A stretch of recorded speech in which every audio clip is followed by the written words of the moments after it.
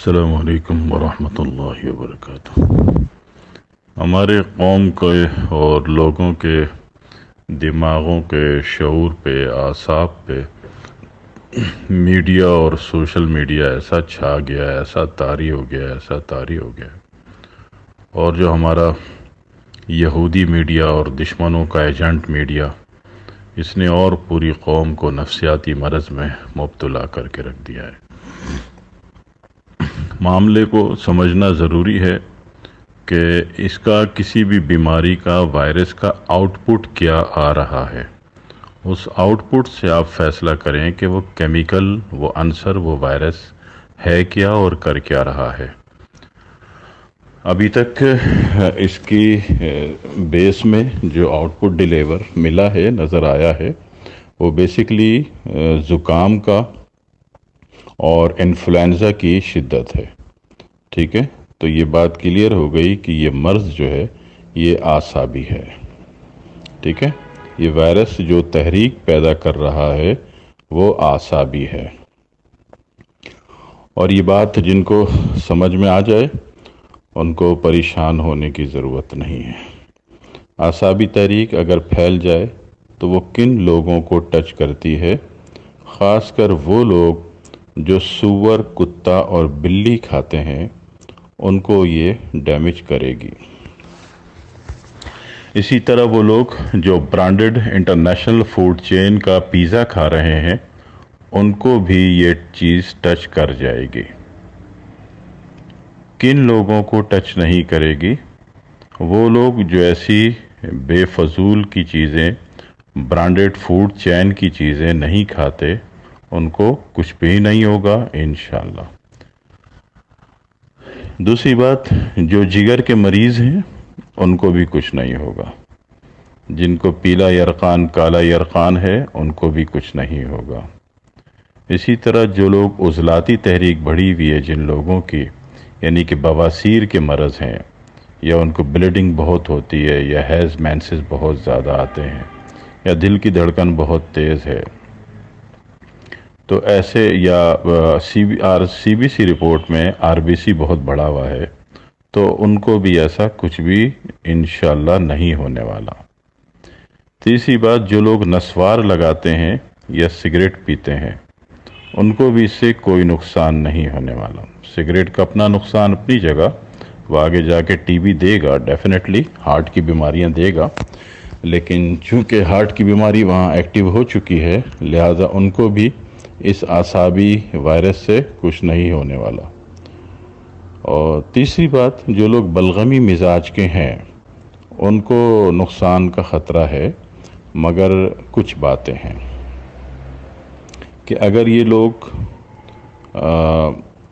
ادرک کا جوشاندہ بنا کے لیمو ڈال کے پی لیں، اور تھوڑے سے نیم کے پتے ابال کے گھر کے چاروں کونوں میں باہر گیٹ کی طرف اس کا اسپرے کر دیں، اور نہانا دھونا لال کاربالک صابن سے کر دیں، منہ ہاتھ دھونا لال کاربالک صابن سے کر دیں، تو یہ لوگ بھی سیف رہیں گے۔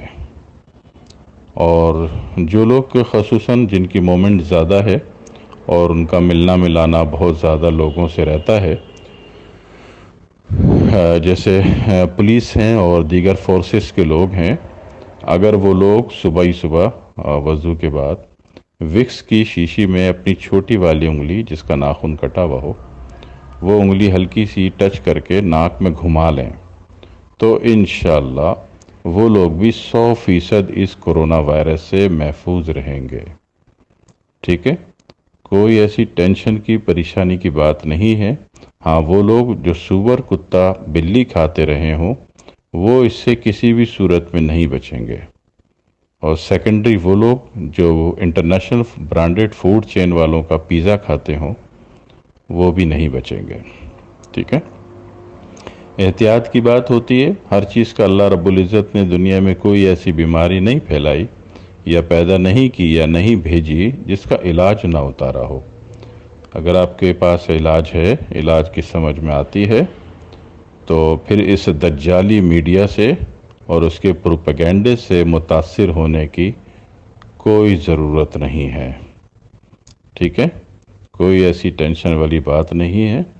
باقی زندگی کے آئندہ اگلے سٹیپ کے لیے کوشش کیجیے کہ ایک تو حرام نہیں کھانا ہے، جو اللہ اس کے رسول نے حرام کیا ہے وہ نہیں کھانا ہے، کسی بھی صورت میں نہیں کھانا ہے.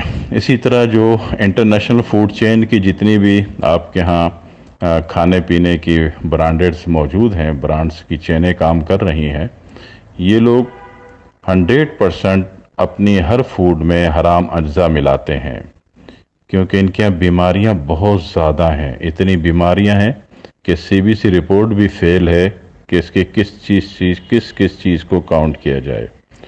اور انہی کی نحوست سے جو ہے CBC رپورٹ کے علاوہ بھی 70 رپورٹس دنیا میں وجود پذیر ہو گئیں. ورنہ حلال کھانے والے کو کوئی بھی مرض ہو سر سے پاؤں تک صرف ایک CBC رپورٹ کافی ہوتی ہے، جہاں خون کی 17 شکلوں کو سیدھا کیا جاتا ہے اور مریض جو ہے مرض سے نکل جاتا ہے.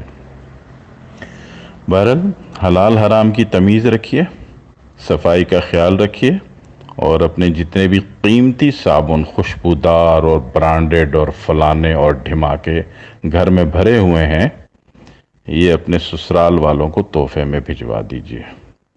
ٹھیک ہے؟